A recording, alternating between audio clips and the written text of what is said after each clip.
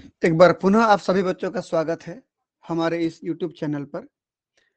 आज हम बात करेंगे जो जूलॉजी का VAC यानी कि वैल्यू एडेड कोर्स, और उस कोर्स का नाम जो है पब्लिक हेल्थ एंड हाइजीन। इसका जो हम सीरीज चला रहे थे उसमें तीसरा जो यूनिट है, तीसरा यूनिट में हमने जो वायरल डिजीज था, कम्युनिकेबल वायरल डिजीज था, उसमें हमने मीजल्स पढ़ लिया। ठीक, और अभी पढ़ेंगे चिकन पॉक्स। ठीक है बच्चों, तो चलिए, ये कम्युनिकेबल डिजीज में हम लोग क्या पढ़ रहे थे, ये पढ़ लिया था वायरल डिजीज। वायरल डिजीज में हमने मीजल्स पढ़ लिया था। आज हम बात करेंगे चिकन पॉक्स की। हम बात करेंगे second number topic chicken pox की। ठीक है, चलिए देखते हैं क्या होता है। तो हमारा अगला टॉपिक है चिकन पॉक्स, जो कि एक प्रकार का वायरल डिजीज है। एक चीज हम क्लियर करते हैं कि चिकन पॉक्स को हम हिंदी में क्या कहते हैं, चेचक के नाम से जानते हैं। ठीक, और साथ ही साथ इसको हम छोटी माता के नाम से भी जानते हैं।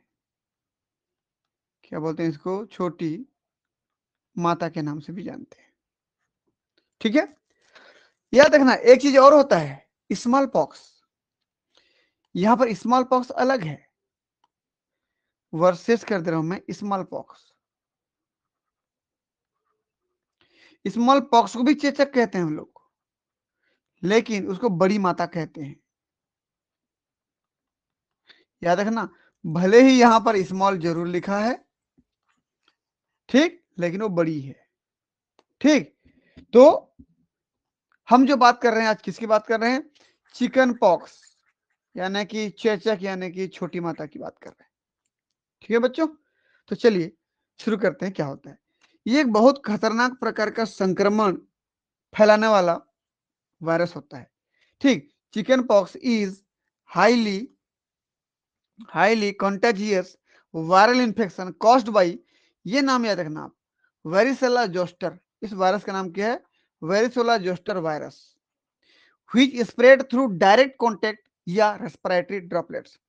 ये कैसे फैलता है कि एक संक्रमित व्यक्ति कि ये आप डायरेक्ट कांटेक्ट में आ गए, उसके शरीर, आपका शरीर टच हो गया तो आपको फैल जाएगा। या रेस्पिरेटरी ड्रॉपलेट्स यानी उस संक्रमित व्यक्ति के खांसने छींकने की वजह से जो आपके शरीर में जो उसके वायरस फेंका के आएंगे, उड़ते हुए फ्लाइंग करते हुए आएंगे, जो छिटक करके आएंगे, उसकी वजह से आपको दिक्कत हो सकता है। ठीक, तो डायरेक्ट कांटेक्ट की वजह से और रेस्पिरेटरी ड्रॉपलेट्स की वजह से आप संक्रमित हो सकते हो। आप देख सकते हैं कितना खतरनाक तरीके से दिखाई देता है। देखिए, ये सब इस प्रकार से दाने दाने बन जाते हैं, रेसेस बन जाते हैं। पहले तो रेसेस रहते हैं, हल्का सा एक लाल कलर का दाना निकल रहा है जैसे लगता है, फिर बाद में धीरे धीरे उसमें पानी भरना शुरू हो जाता है। ठीक, ये देखिए, इसको जूम करके दिखाएगा कितना खतरनाक दिख रहा है। ठीक है बच्चों, चलिए आगे बढ़ते हैं। तो कॉजल एजेंट क्या है इसके, कॉजल एजेंट यानी कि किसकी वजह से हो रहा है। तो सबसे पहले मैं बोल दिया कि वायरस की वजह से होता है। वायरस का नाम क्या है, वरीसेल्ला जोस्टर वायरस, इसको याद रखना। ट्रांसमिशन कैसे होगा, कैसे फैलेगा ये, the virus spread through direct contact. आपका बॉडी यदि किसी संक्रमित व्यक्ति के बॉडी के साथ टच हो गया तो आपको फैल जाएगा। With an infected person, rash और थ्रू रेस्पिरेटरी ड्रॉपलेट्स। कोई इन्फेक्टेड पर्सन है, उसके बॉडी में जो दाने निकले हुए हैं, उन दानों के साथ आपका बॉडी टच हो गया तो आपको फैल सकता है। या थ्रू रेस्पिरेटरी ड्रॉपलेट्स, उसके श्वास से जो निकलते हैं पानी के छींटे या बूंदे कह लीजिए आप, उसकी वजह से आपको फैल सकता है। कैसे कर, जब बच्चा जिसको हुआ है वो व्यक्ति जब खांसेगा, कफिंग करेगा, स्नीजिंग छीकिंग, स्नीजिंग मतलब जब छीकेगा, और टॉकिंग यानी जब बात करेगा, इन सब की वजह से आप तक उसके शरीर के जो क्या बोलना चाहिए, रेस्पिरेटरी सिस्टम से जो पानी की बूंदें फेंकाएंगी आप तक, आपको फैल सकता है। It can also spread by touching contaminated item. यदि कोई संक्रमित व्यक्ति किसी आइटम को टच किया है, जैसे मोबाइल को टच किया है, फिर बाद में आप उसी मोबाइल को टच कर रहे हो तो आपको भी फैलेगा। तो केवल यहाँ पर मोबाइल नहीं है ना, कोई भी आइटम हो सकता है, कोई गिलास हो सकता है, टेबल हो सकता है, पेन हो सकता है, घड़ी हो सकता है, कुछ भी। यदि इन्फेक्टेड व्यक्ति, संक्रमित व्यक्ति किसी आइटम को टच किया है, किसी वस्तु को टच किया है, और आप उसी वस्तु को टच कर रहे हो, तो आपको वो संक्रमण हो सकता है। ठीक है, इंक्यूबेशन क्या है? The incubation period is typically 10 to 20 days after exposure. यदि मान लीजिए किसी व्यक्ति को पहली बार संक्रमण फैला, ये देख लीजिए, ये मान लीजिए इसके शरीर में रेसेस निकले थे, ये इन्फेक्टेड था मान लीजिए, ये चेहरे तरफ भी निकलता है ऐसे, ये ठीक, इन्फेक्टेड पर्सन और ये न्यू होस्ट, इस व्यक्ति में ये खांसने छींकने की वजह से इसके बॉडी में आया। जब आएगा ना तो लगभग 10 से लेकर 21 दिन का इंक्यूबेशन पीरियड होता है। Incubation period 10 to 21 days. और ये कौन सा समय है कि जब ये वायरस आएगा इसके शरीर में आया, जब शरीर में आया ये वायरस शरीर में आने के बाद कितने दिन बाद अपना असर दिखाता है शरीर में, वो दाना बनवाता है। ये दाना जो बनेगा ना शरीर में, ये जो दाना फोड़े पड़ेंगे ऐसे ऐसे रैसेस पड़ेंगे, वो जो रैसेस है कब दिखता है या इस व्यक्ति को कब फीवर ये सब महसूस होता है, वो पहला लक्षण दिखते तक को। जब कोई व्यक्ति पहली बार इन्फेक्ट होता है तो पहली बार इन्फेक्शन से लेकर के उसके शरीर पर लक्षणों के दिखने तक का बीच का समय इंक्यूबेशन पीरियड कहलाता है। तो मैं सीधा सीधा ये कह सकता हूं कि किसी व्यक्ति को यदि इस प्रकार का वायरस इन्फेक्शन करता है तो कम से कम 10 दिन तो लगते हैं, उसके बाद ही उसका लक्षण दिखाई देना शुरू होगा, सिम्टम्स दिखाई देंगे। और मैक्सिमम 21 दिन के बाद तो दिखेगा ही दिखेगा। हो सकता है किसी भी इसमें 10वें दिन में दिख जाए, किसी व्यक्ति में 11वें दिन में लक्षण दिख जाए, किसी व्यक्ति में 12वें, किसी में 13वें, किसी में 14वें, ऐसे हो सकता है किसी में 21वें दिन में वो लक्षण दिखे। वो दिन कब से काउंट करना है?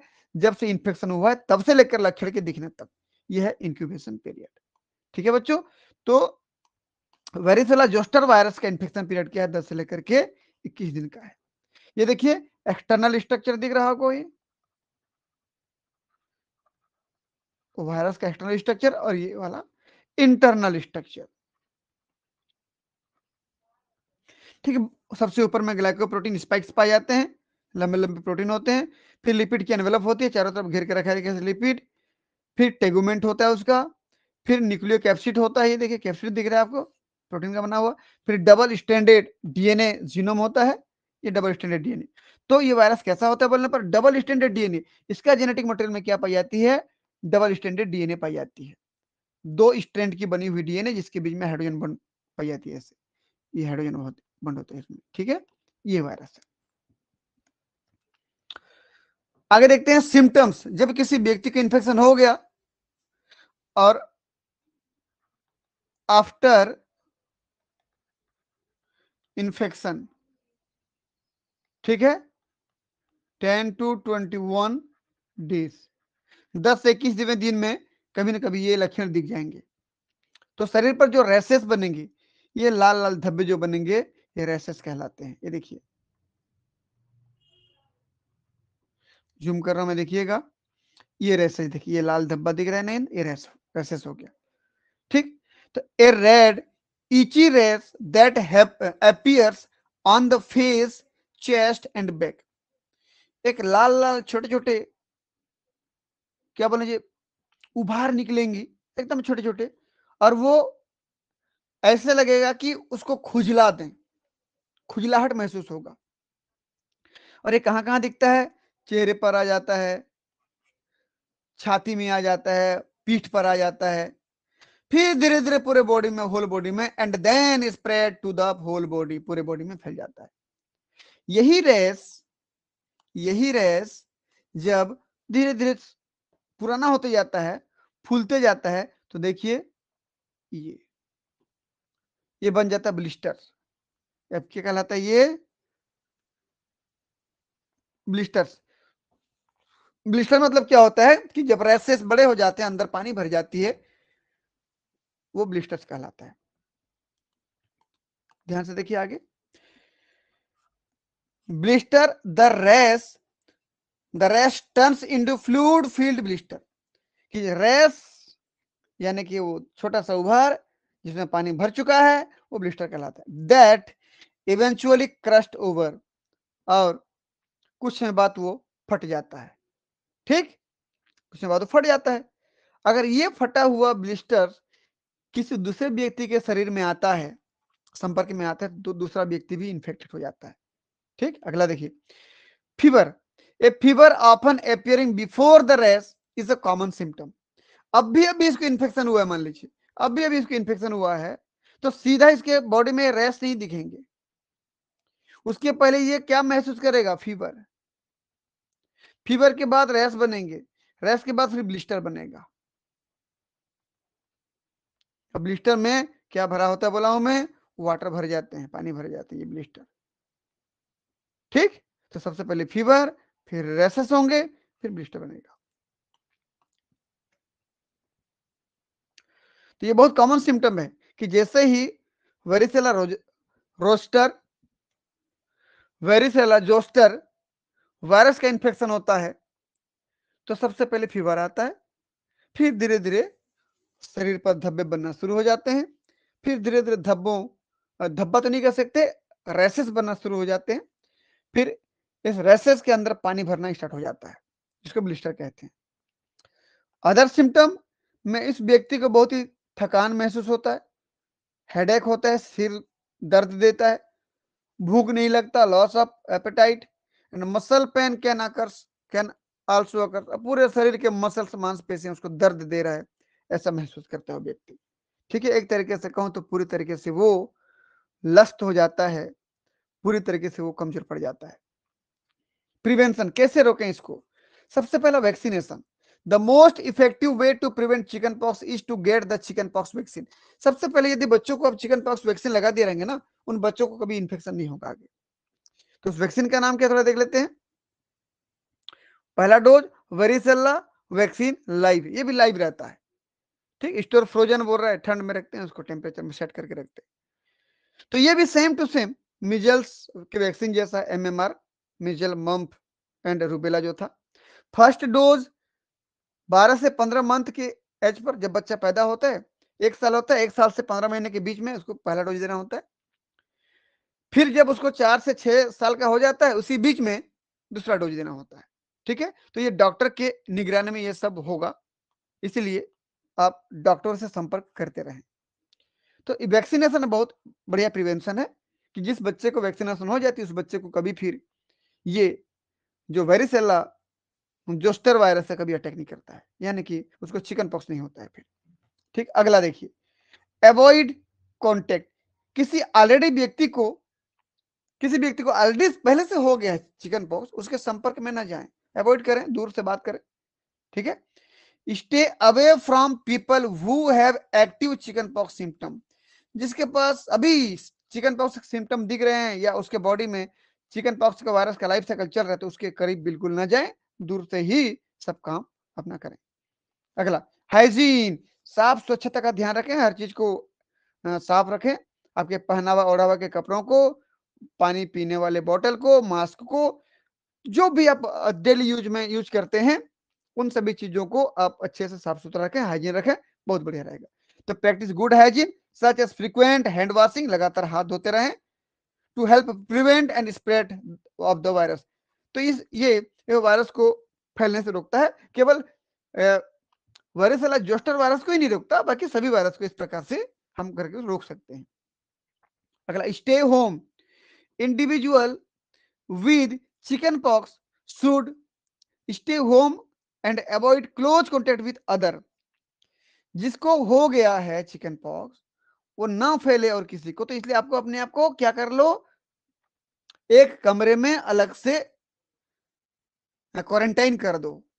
ठीक, सेपरेट कर दो, खाना पीना सब सेपरेट कर दो, बाहर ना निकलो, भीड़ में ना जाओ, बाकी लोगों को भी फैल जाएगा नहीं तो individual with chicken pox should stay home, घर में रहे वो, एंड अवॉइड क्लोज कॉन्टेक्ट, और दूसरे के संपर्क में ना जाए, with other until all blister have crusted over. जब तक कि उसके शरीर में जितने दाने ब्लिस्टर के रूप में बन चुके थे, जब तक सारे के सारे ब्लिस्टर ना फट जाएं, तब तक वो बाहर ना निकले। ब्लिस्टर है मतलब अंदर लाइफ साइकिल चल रहा है। ठीक है,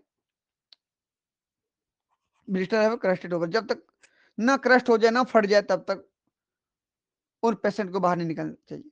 usually about 5 to 7 days after rest start, 5 से 7 दिन में जब से रेस्ट स्टार्ट हुआ है, रैसेस हुए हैं, धब्बे पड़े हैं, तब से लेकर के 5 से 7 दिन में ब्लिस्टर बन जाते हैं और फट जाते हैं। 5 to 7 days में ब्लिस्टर बन के फट जाता है। जब तक ब्लिस्टर ना फट जाए तब तक उसके संपर्क में नहीं जाना चाहिए, उसको पब्लिकली बाहर नहीं निकलना चाहिए। उस व्यक्ति को फटता है, इसकी लिक्विड बाहर निकल जाते हैं। ठीक है, चलिए ये प्रिवेंशन हो गया। ट्रीटमेंट, यदि मान लीजिए किसी को हो गया है तो ट्रीटमेंट कैसे करेंगे? सबसे पहला symptom management. Treatment usually focuses on relieving symptom since there is no specific cure. भाई किसी सिम्टम को देखिए, पहचानिए, कोई स्पेशल इसका क्योर नहीं है। जिस व्यक्ति को, जिस पेशेंट को ये हुआ है, बस उसकी सुविधा के अनुसार उसका देखभाल करें, कोई स्पेशल ऐसे केयर नहीं है। ठीक, आप उसको कैसे अच्छा लगेगा, उसके शरीर को किस प्रकार से थोड़ा क्या बोलना चाहिए, परेशानी ना हो, उसका शरीर बेहतर महसूस करे, तो उस प्रकार के कार्य को उस समय करना चाहिए, जिससे रेस्ट केयर। और जो शरीर में जो रैसेस बन रहे थे, जो धब्बेनुमा उभार बन रहे थे, जिसके अंदर पानी भरना जा रहा था, ब्लिस्टर बन रहा था, उसका ध्यान कैसे करें?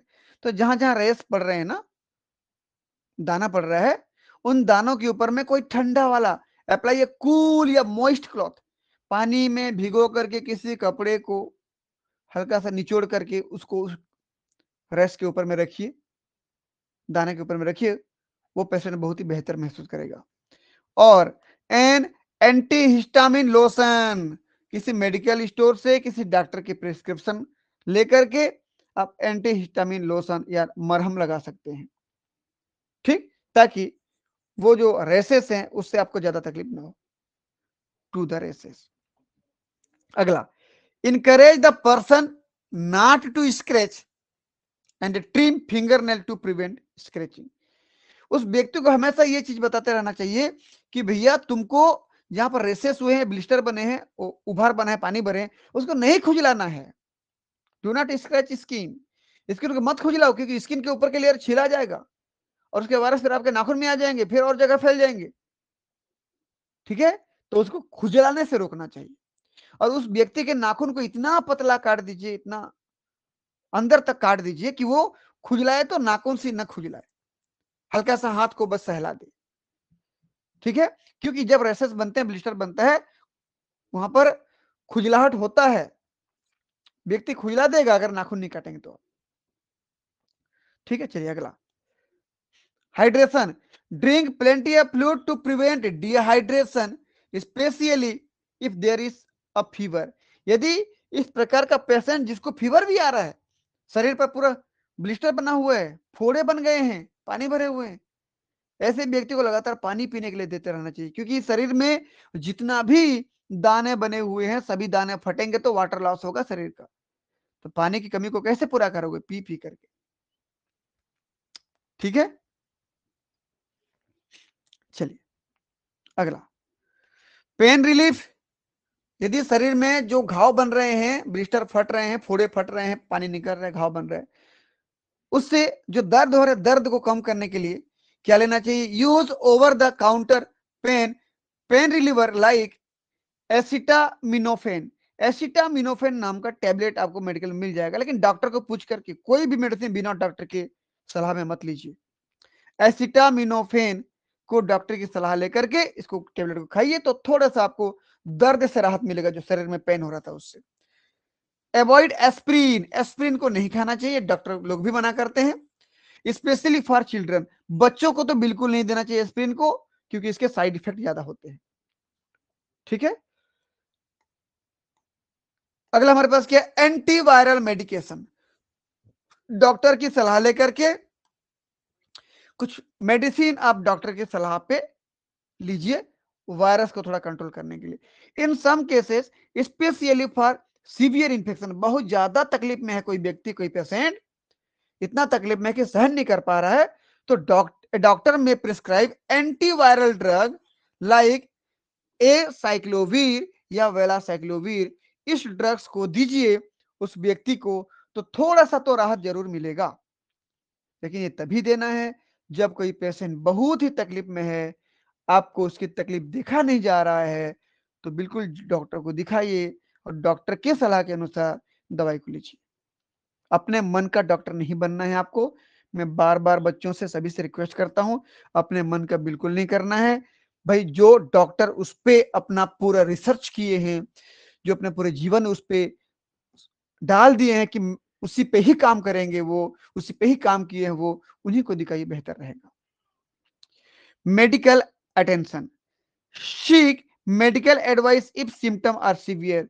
बहुत ज्यादा खतरनाक स्थिति है तो अच्छे डॉक्टर की तलाश करिए, अच्छे डॉक्टर के पास जाइए, उसके जानकार व्यक्ति के पास जाइए, उसके स्पेशलिस्ट के पास जाइए, स्पेशली फॉर न्यू बॉर्न और people with weekend immune system. और खास कर यदि छोटे बच्चों को ये हो जाती है, न्यू बॉर्न बेबी को, जन्मजात बेबी को, कितना तकलीफ है सोचिए। या जिसका इम्यून सिस्टम बहुत कमजोर है उसको हो गया तो कितना तकलीफ है उसको। तो ऐसे लोगों के लिए आप डॉक्टर के पास जरूर जाइए, डॉक्टर की सलाह में हर काम को करिए। ठीक, तो कभी हमको खुजलाना नहीं है। अप्लाई सूदिंग लोशन बोल रहा है, मतलब हमको वहां पर लोशन अप्लाई करना है। कौन सा लोशन? डॉक्टर की सलाह लेकर के एंटीहिस्टामिन लोशन अप्लाई करना है। मेडिसिन फॉर फीवर, अगर फीवर आता है तो फीवर के टेम्परेचर को कम करने के लिए मेडिसिन भी लीजिए। रोग कैसे पाएंगे बोलने पर वैक्सीनेशन करिए, हाथ वाथ धोइए, साफ सब तरफ चारों तरफ साफ सुथरा रखिए। ठीक है बच्चों, तो अभी हमने क्या पढ़ा इस क्लास में? VSC का जूलॉजी का यूनिट 3 का हमने क्या पढ़ लिया? Chicken pox. ठीक है बच्चों, मिलते हैं फिर नेक्स्ट क्लास में। यदि आपको इस प्रकार का वीडियो और चाहिए, या वीडियो हमको हमारा वीडियो आपको अच्छा लगता है तो वीडियो को लाइक करें, चैनल को सब्सक्राइब करें और वीडियो को अपने दोस्तों के बीच में शेयर करें, ताकि उनको भी इस प्रकार के वीडियो का लाभ मिलता रहे। बहुत बहुत धन्यवाद, थैंक यू।